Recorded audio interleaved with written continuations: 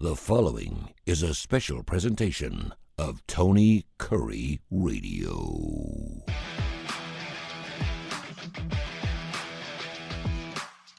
Welcome back to the Keefer and Kurre. Do you need to get yourself a drink? You need to know if you had. I might need to take a pill, but well, I'm kind of glad that I'm taking the show in a little bit of a different situation because I do think we need to lighten the mood a little bit. Because sometimes we do that. Speaking of lights, I didn't turn mine on today, so I probably look like I'm sitting in the dark. Oh, it looks fantastic, actually. You look really good. You look like you're sitting on Fox News, man. It looks fantastic. All right. So I told you we had lunch last week, and I told you last week. I said there's some shows, and it's amazing because you and I are the same age. We both have kids. We both are divorced, and so there's a lot of things, and we're relatively the same age. And so I saw this Chevy Chase documentary that was on CNN. And by the way, CNN does great documentaries. And in case you watch it, I mean, the F-bombs are flying on it. It's fantastic because I'm not used to watching television and hearing an F-bomb because I don't normally rent movies and stuff like this. So when I hear that on regular TV, it's like, whoa. Get your attention, yeah. Yeah, it really does. And it really adds to it. So I'm Chevy Chase and you're not, which of course is the thing that he used to say whenever he opened up Saturday Night Live. It's a great documentary, and it is causing a lot of ruckus, if you will, not only in the television biz, but also in the comedic biz. And it's just fantastic. He's 82 years old, was beaten as a child. I mean, watch the show. I don't want to give it away. If you're looking to watch it to laugh, it's not necessarily something funny, but it's really amazing because comedians are strange birds. I've got an opportunity to have a lot of opportunities to go to the comedy club, Stardom. I know a lot of comedians. You get around them, and you and I were just speaking before the show. You know, I used to get hired, and people were like, "Okay, make me laugh," and I'm like, "I'm not a comedian." You know, when I had two people to play off of on a morning show, I could crack those guys up. I could get going, and once in a while, I would get on a rant, and I could let it rip. But to get on stage and make people laugh is the hardest thing that I think anyone could possibly do. And it'll scare the hell out of a lot of people because first of all, it's one thing to get up there and speak to a group of people. It's another to get paid to make them laugh. And it's really hard to make people laugh. So today I want to talk about your favorite comedians. We have talked about music. We have talked about all kinds of songwriters, but we never talked about the spoken word, if you will. And that's something that I think is really interesting because, Napster got this whole thing started. Did you realize that the spoken word is not protected? In other words, I have to pay a licensing fee for all the music I play here. I have to pay like 0.00018 cents per song or whatever. And part of it goes to the songwriter, some of it goes to the artist, some of it goes to the label, some of it goes, and that way everyone's getting their piece of the pie. Now, by the time, and you ask Neil Young or Damon Johnson, and by the time they get their check, it's so small. Everyone takes a big chunk, and everyone takes their piece of the pie. And then by the time it gets to them, it's like a waitress getting her check for her hourly rate. They get $1.17 an hour or whatever. Right. Anyway, unless of course you're big time like Taylor Swift or something like that, where you're actually making some serious bucks on streaming. But the spoken word, they get nothing. So if I wanted to run a Jerry Seinfeld radio station and I just played all Jerry Seinfeld for 24 hours a day and I was monetizing it, there's nothing anyone could come and get me. Jerry Seinfeld couldn't sue me. There's nothing, and there's nothing out there that protects the spoken word. It really sucks for a lot of comedians because comedians, for the most part, are broke.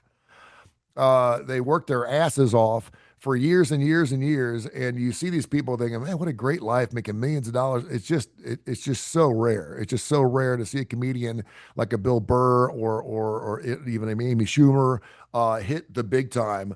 Probably less than it is actually to be a songwriter, I would think. It's just because it's such a difficult thing. But anyway, let me give you a quick example. We hired year before last, we hired Jimmy J.J. Walker to come down and do a commercial with us at the Birmingham Race Course, from Good Times. He was the teenager, in that era. And Dynamite. There you go. That you made my point. Do you know that in the commercial and in any stand-up or anything Jimmy J.J. Walker does, he cannot say dynamite. He's not allowed to say it. prohibited from saying because he doesn't own that. Now he's the one. Kidding me. No, this is so to your point. Because originally Monty Ballard, who was involved in that, had written a script where he was going to declare the Birmingham Racecourse Casino dynamite. Well, he said, nope, I can't do that because that's owned by whatever production company. That every time he says dynamite, he can say it, but it's going to cost $3,500 per time that you say dynamite. That is ridiculous. In a commercial like ours. And of course, we said, well, we'll just leave dynamite out. And he kind of talks around it. But isn't that ridiculous? That wouldn't even be. And immediately I said, Jimmy J.J. Walker, first thing you said was dynamite. He's not allowed to say that word. Now I see him. He actually does. No, he doesn't do it anymore. But he was on one of these Colonial life insurance policy commercials. Where actually does say dynamite. But then I guess if they're willing to. Well, they probably ponied up the money, but that reminds me of Buffer's got the big thing. Let's get ready to. I won't even say it because let's get ready to. Yeah.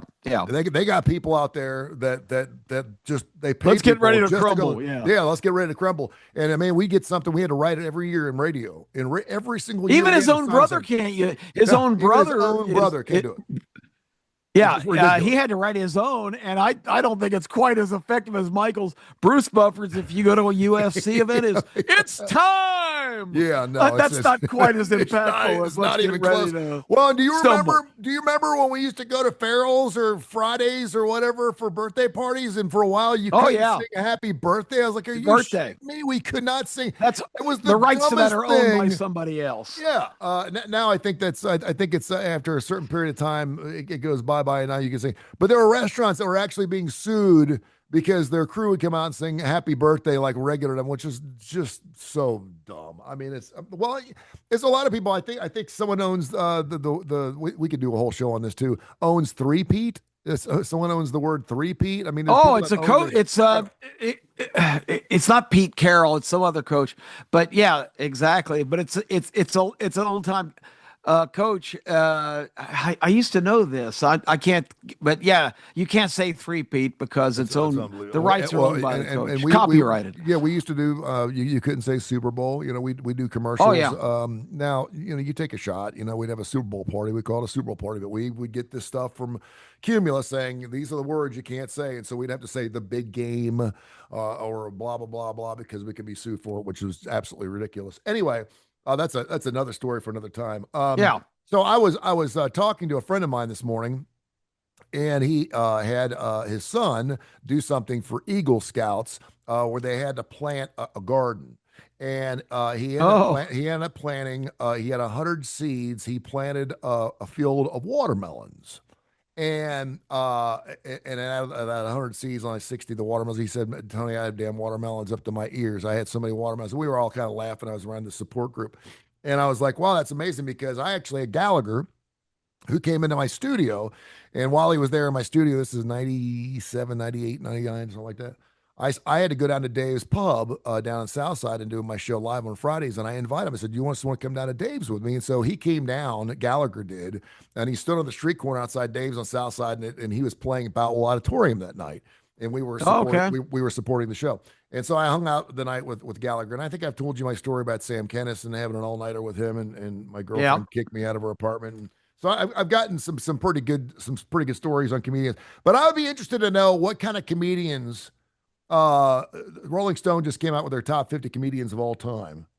Interesting. And I'm just thinking some of the ones that I know off the top of my head. Gallagher, Ron White was big. Sam Kennison, Dennis Leary, I thought was really funny when he first came out. Red Fox, Eddie Murphy, Bob Newhart, which is one of my favorites, and he goes way back. Oh, me too. I never really understood the Andy Kaufman thing. I never understood his humor, but he was named as one of the top 50. So their top is from 12 to 1, Robin Williams, Steve Martin, Mort Saul, Dave Chappelle, Bill Cosby, Jerry Seinfeld, Joan Rivers, Chris Rock, Louis C.K., Lenny Bruce, George Carlin, number 2, and Richard Pryor is their number 1 comedian of all time. And I just thought it was fun. And I do implore you to watch this Chevy Chase show because I think you'll really enjoy it because I would. It's all about It's got a lot of television in it. The first thing he says in it, and of course, if you pull up Chevy Chase right now, Google Chevy Chase, there's about a 15-minute, he's trending on X and every social media because he tells the gal who's doing the documentary, he apologizes to her. He goes, I'm so sorry. And she goes, for what? And he goes, for being an asshole. And she said, you're not being an asshole. He goes, no, but I'm going to be.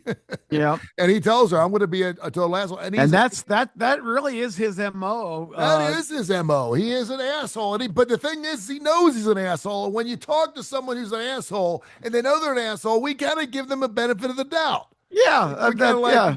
And the fact that he's in one of the greatest Christmas movies of all time, we're willing to kind of look the other way and let him be his old crotchety self. He's been, and just let him kind of go off into the, and then they showed this thing at the end of in the documentary where he actually goes around to different movie theaters and they have these screenings of National Lampoon's Christmas Vacation, and he comes out and he actually signs autographs and he cries. I mean, there's 3,000 people there watching his movie, and he loves the adoration. He loves the fact that people love who he is, and he knows he's an asshole, and he feels bad about it, but he's just an asshole. It's just the way he is. Yeah, that's just how he is. Now, he's not a stand-up guy, but I was thinking about some of these comedians, and I really wanted to kind of get your thoughts, because I think you could tell a lot about a person about what kind of comedians they like. Yeah. Well, first of all, let me make sure that I'm clear about this. Sure. I know there are a lot of comedians out there right now. I don't know anything about any of them. Yeah. I don't circle in that universe anymore. I really don't go out. I don't see acts. I don't either. No, it's fine. Like Bill Burr is like a relatively new one to me. Yeah, people throw names at me all the time, and I just have a blank look on my face. Mitch And Hedberg that's no disrespect to modern day comics. Sure. My television choices, I don't seek out comedy when I'm, I tend to gravitate back, and I'll Chevy Chase is an asshole. Kip Keefer is a dinosaur. I tend to frequent places that I'm familiar with, and that it's nostalgic and comforting for me. I'm really not a very good contemporary voice. Well, I will tell you that on your starting lineup show coming soon, that the Comedy Club will probably be one of your sponsors. That's great. Bruce Harris is a good friend of mine. One of the only comics I've seen in recent years was this guy named Phil Van T, and I don't think Phil might be working in a warehouse now. Yeah. But we saw him at the Comedy Club Stardome or whatever, and he was hilarious. He was great. If I got out more, I might be more of contemporary, but Phil Van T was just one of these real dark, kind of weird looking guys that looked like he should be working in a funeral parlor, all in black, standing up there, and he just had the real dry voice. When I was in high school in biology class, my experiment, they said was an abomination or whatever. Everybody, I can't remember exactly, but I'm butchering it, but the component that I invented in biology or whatever class it was, stroke 15 or 20 classmates were stricken with some kind of disease. He goes, they called it a aberrant project. I called it a successful scientific achievement. He sounds like a little Stephen Wright. He's got a little very much like that. Yeah. Like the Mitch Hedbergs and some of the newer guys. And I say newer guys because Mitch Hedberg, of course, is no longer with us, but he's been around for a long period of time. You're right. When I first got XM Sirius Satellite Radio, the only thing I could listen to was the Comedy Channel. I loved it. It was great. Yeah. It was one of the few channels they run commercials on. And it was just one thing after another, and I loved it. And I know that if you ever watch the Comedy Channel, they do a lot of stand-up acts and stuff like that. And and that's exactly why I asked, because I didn't think you had been to the Comedy Club. Not for pardon me, Bruce, but I will be going to the Comedy Club. I think the last time I went there, I saw who did I see? Andrew Dice Clay. It was the second time around. It was fantastic. This was after he fell off, after he was on late night and cried and the whole 9 yards, and then came back like 10 years later, and it was one of the funniest shows I've ever seen. It was really, really good.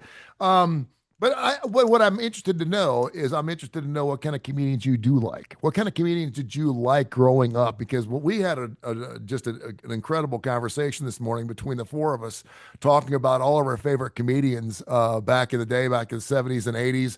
I wasn't a big Red Fox guy. I never heard Richard Pryor stand up, although I know he's one of the greatest comedians of our time. But I was interested to see what kind of comedians you do like, and that make Kip Keefer laugh. Well, I mean, in the growing up period, I have fond memories of, sneaking around and staying up past bedtimes because Johnny Carson was so understated. Oh man. As the host of Tonight Show, but Johnny Carson's monologue was always good, and that was written like by others. But even the skits, to this day, the Art Fern movie, he sat there with Carol Wayne, who had breasts the size of the Teton Mountains. Yeah. And she was half dressed in the 1960s. It was like scandalous. It was almost like Elvira on the starting lineup that we had. that women are still coming back in October, by the way. And if that was all you're doing, and I'm still being beaten to death by every woman I know. One of our most watched shows, by the way, that we've ever had. Shocking. Yeah. But anyway, if you remember, it was a playoff of in that era in the 60s, every TV station had this cheesy, matinee so-and-so. And he was like the typical guy. He wore a red blazer. He had like a stick that he could point to stuff. And it was hilarious. He'd go, okay, let's get back to our movie. He's, and he would have all James Dean, Mean Joe Green, so-and-so, all of them would run and Humps the Perverted Camel starring in, and it was hilarious. Yeah. He would always look at Carol Wayne's equipment and say, this is the biggest hit I'm aware of. I mean, just really slapstick, stupid stuff. But those are great memories. I got into George Carlin early on when he was just starting to make it big. Man, he was, and of course he had the seven words you can't say. Seven words you couldn't say. But stupid things like, okay, wait a minute. He would be a newsman, he'd go, partial score from the West Coast, San Francisco 14. But I'll never forget, he played the Birmingham Jefferson Civic Complex, the concert hall, and my wife at the time had just had a miscarriage. And I thought, man, this is going to be perfect. I'm going to take her, go down to see George Carlin. She'll forget about it. It was just horrible. It was our first miscarriage. I didn't realize that 1 in 3 women had miscarriages, and we were just. I mean, it was horrible. It's devastating. It was devastating, and I didn't realize just how common it was, but it's still devastating. Death is common, but it's devastating. Yeah. And the first thing he does is he gets up there and he starts talking about wanting to try some new material out, and he did a lot. He would put new material on index cards. Yeah, I wasn't afraid to go different directions. And he did this whole bit on death.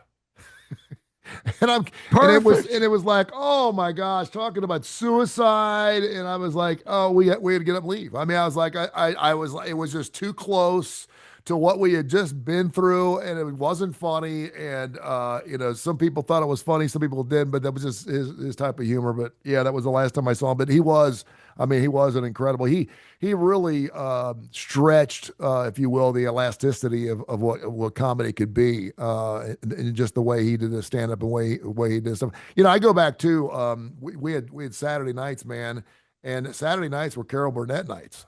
We don't have to talk so much about some geniuses on that show too, for sure. Man, I mean, Harvey Korman was just, Tim Conway. Was hilarious. Mr. Tudball. I mean, just some of the funny stuff.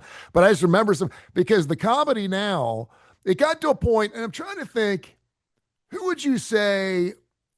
I would have to say, who was the first mainstay cultured type of comedian that could really drop a lot of F-bombs that can get away with it? Was it I'm trying to think. I mean, it's before my time, but I think a lot of people consider the real breakthrough comic that kind of transformed it from that kind of silly era is Lenny Bruce. Yeah. And of course, I was too young to ever have any knowledge of him, but in watching documentaries thinking about Lenny Bruce, he was really the first one who was just not scared to do any kind of material or use Eddie any Murphy. words. Eddie Murphy. Yeah, And, he actually had a movie he actually did a movie. I think it was called Delirious. That was actually, if you wanted to see him, you go to the movie theater to watch. And I actually were going there, and I remember him making fun of the Cramdens. And I mean, he got out there and said some crazy things. You're like, whoa, I cannot believe he's going there.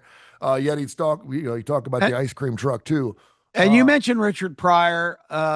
It's still one of my greatest memories. Only the second time I ever went to Las Vegas in 1993 or 4, got to see Richard Pryor live, and I'm so blessed that I had that experience, because I've never been so entertained in my life. This guy was just on stage, he was just magic. And it's not even some of the more, he could get vile. And of course he dropped the N-bomb all the time. And that was shocking, because nobody, you're just trained. You don't say that word.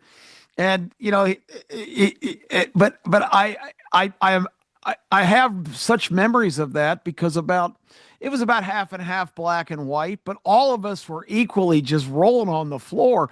I mean, he got into subjects of things like he's talking about and I don't know how he just came up to it, but he would just say, it kind of like reminds me of that night that Ali fought Brother Leon. He said, Brother Leon give him a rematch after the first one.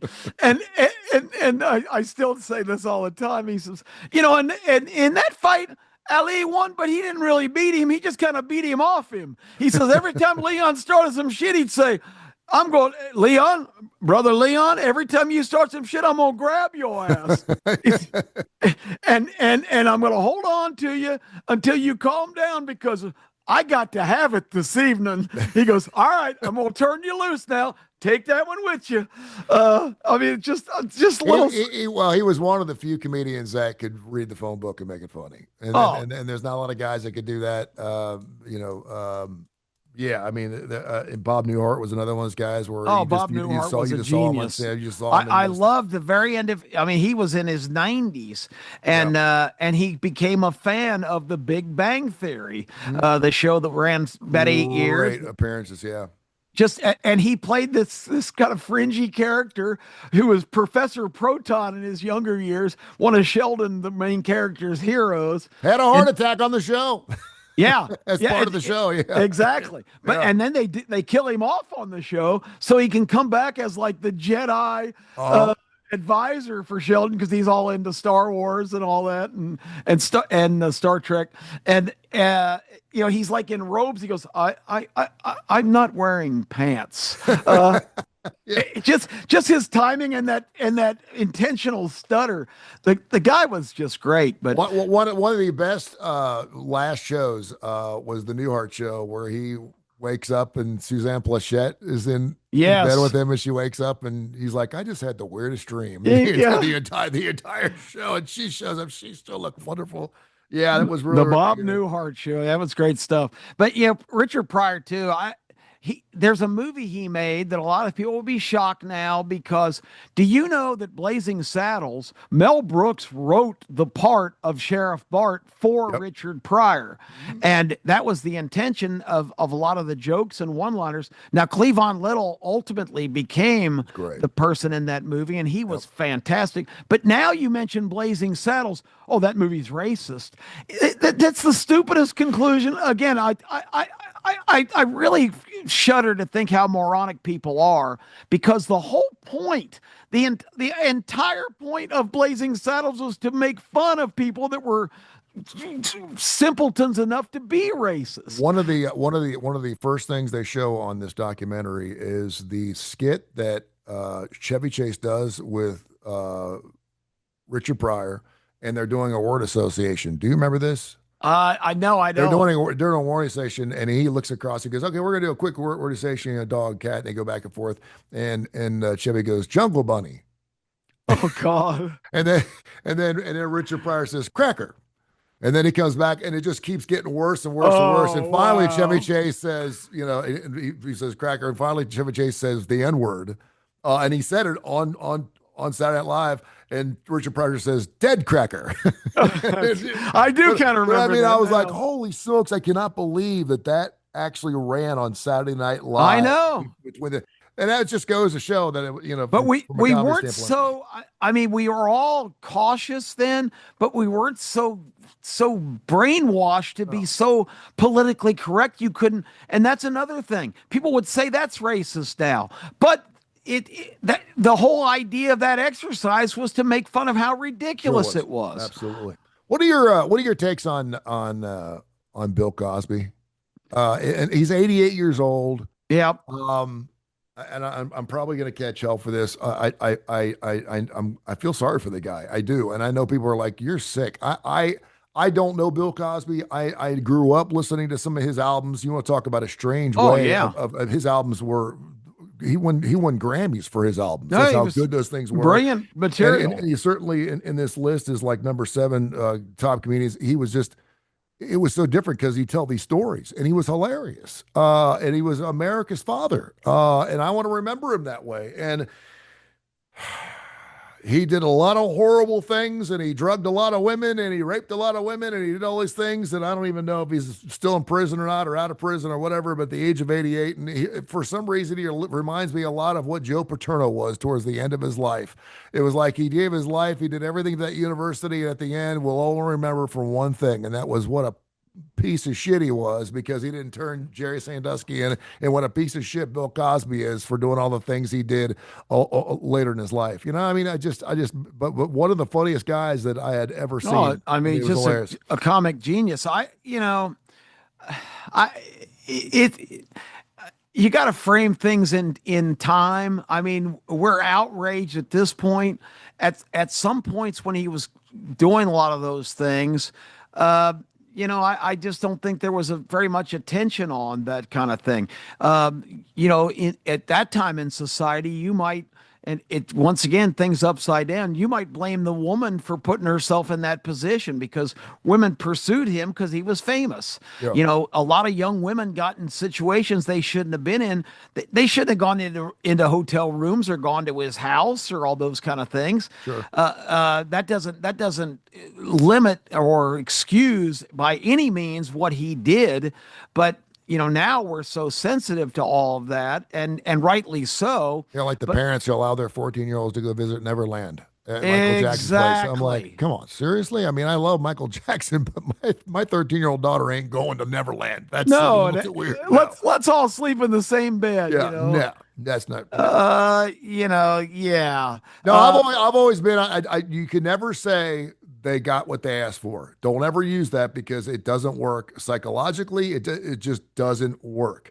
But if you show up at Kobe Bryant's hotel room with a see-through dress on at 2:00 in the morning after making eyes at him in the bar all night, chances are something bad's going to happen. If you don't want it to happen, don't go. Just don't. That's why I always say you can run through a jungle with pork chop underwear, but good luck to you. I mean, that's a great point. Props, yeah. So, but yeah, I mean, I think being around, and you've been around a lot of famous people in your life, and I have too. I've been super blessed to have gotten a chance to meet so many individuals and bring them on stage. There is this untouchable thing about these people. They've been doing these things for a long time, and it doesn't make it right or wrong. And that's why when you get someone like a LeBron James or someone who's really, really rich and famous, and there's no dirt on them, it's amazing. It's incredible that they can live their life like, because everything is always available to them 24 hours a day. They can get whatever they want. Absolutely. They want. And it's hard to say that, but But while we're so quick to crucify others who do fall along the wayside, why don't we herald what you just said more? There's still people that hate LeBron James just because he's been successful and just because he's not really even outspoken, but he doesn't get credit for just, being one of the greatest players who's just stayed under the radar, never has been in controversy. Tom Brady, another one. I mean, think of some of those, Derek Jeter. And I'll tell you, and Tom Brady and Derek Jeter have really endeared themselves to me even more in their post careers.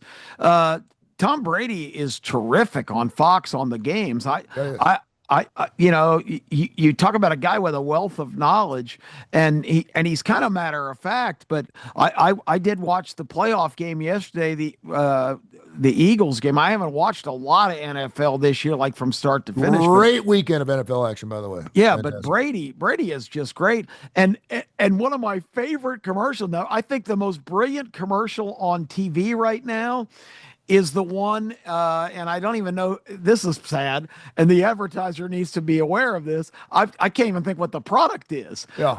But there, it's Jeter and Sally Ride, the astronaut. Oh, yeah. And it's for some investment firm or bank or something, because he's the other guest on like career day, and all the kids are asking questions of him. When did you know you wanted to be a financial advisor? He goes, well, I always have believed that saving people money and getting more. And they ask him like 5 straight questions. And it's Capital One. Capital One. Yeah. Sally Ride looks at Jeter and goes, aren't you in the Hall of Fame? And he goes, didn't you go to space? Yeah. What a brilliant commercial. It's just great. So the Jeter, is willing, because he always kind of had the air of, professional arrogance, because he knew he was good. But for him to actually kind of make fun of his own fame, I love that commercial. To go back to your point about Blazing Saddles and All in the Family and some of the shows that we could not make anymore. You think we've come a long way.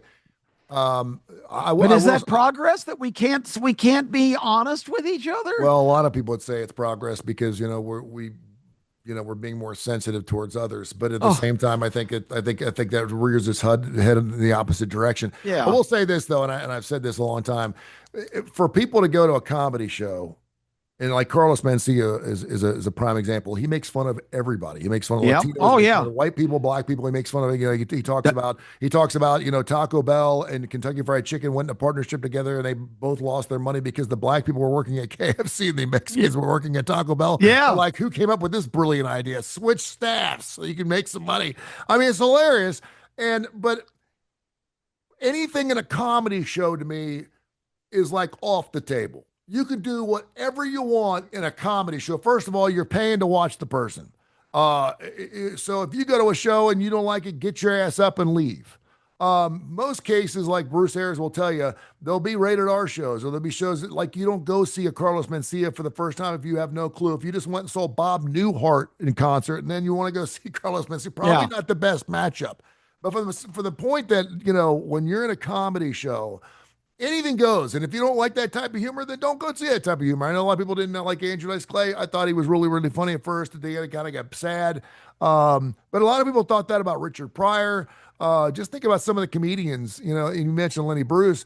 He was huge because he did things that we had never seen or heard before. I mean, it was so blue. It was like, oh my God, Red Fox.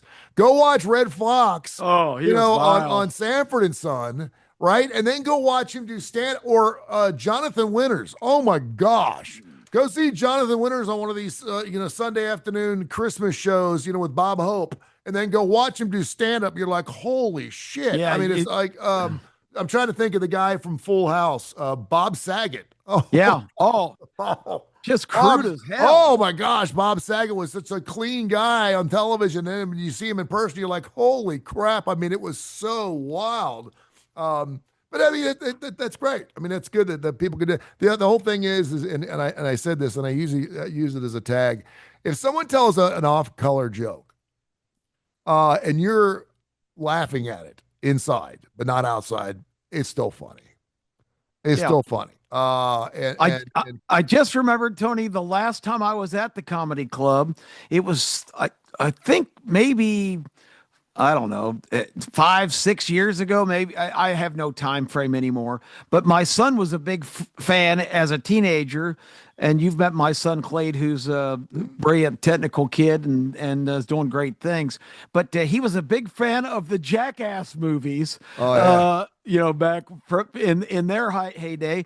And Steve-O, who was probably the most outrageous of all the characters, was actually doing a comedy tour as one of his comeback attempts. And we saw him at Stardome.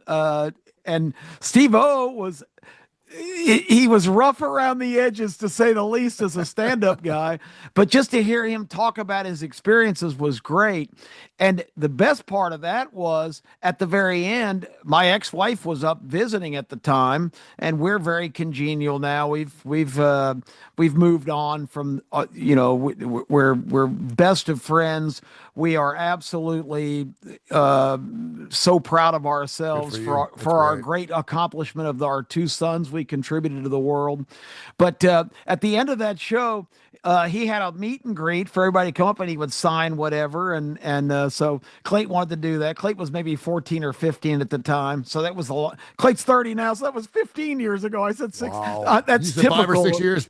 Yeah, that's typical of me, Tony. I have dude, I'm with you too. I I doubled the time. If I say 5 years, just double it, make it 10. It's about right. Yeah. And he talked about a lot of personal stuff. He is completely out of control. The Jackass guys had to have an intervention with him. That's how bad it was. These are the wildest guys on the planet, and they had to intervene to try to save his life. But at the very end, he endeared himself to me forever, because when we went up there, he had a good conversation with us, and he had just been on Dancing with the Stars, of all things. Wow. And Kathy said to him, "I loved you on Dancing with the Stars. I can't believe they eliminated you so early."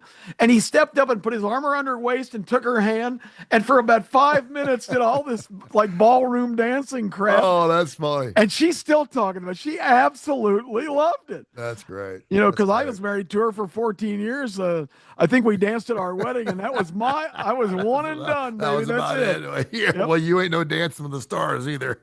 No, I'm not a candidate to go on that show, no matter how big Kip Keefer Sports becomes. All right, we got a big show going on this weekend, man. Really big show. Yep, we do. The starting lineup, and of course, you're all over the place. I'm all over the place right here on Tony Kurre Radio. We do our shows. Of course, they're live on our YouTube channel, so make sure you check them out wherever you get your favorite podcast. Of course, you can hear Need to Know and the Keefer and Kurre Show at least 5 days a week right here on Tony Kurre Radio. The starting lineup is going to be huge because, of course, it'll be our last complete preview of the National Championship game. Mm-hmm. Right now, it's Indiana and everyone else. Indiana giving up 6, and a stellar weekend: 3-point game, 4-point game, 3-point game, 4-point game, and then a 13-point game on the National Football League. Some of the biggest comebacks. And one more tonight on Monday. Got me a little side bet with a legend a little bit later on tonight. I know. Got me some Pittsburgh +3. So we'll see who comes out on top of that one. So I'm looking forward to that legend, our good friend, who's going to be on the show as well. So it's going to be fantastic. So make sure you check us out wherever you get all of your Kip Keefer, Tony Kurre stuff. You can find us,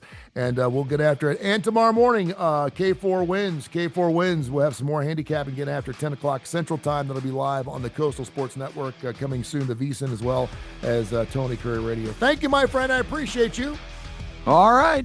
Dancing with the Stars. Give me a call. Go practice.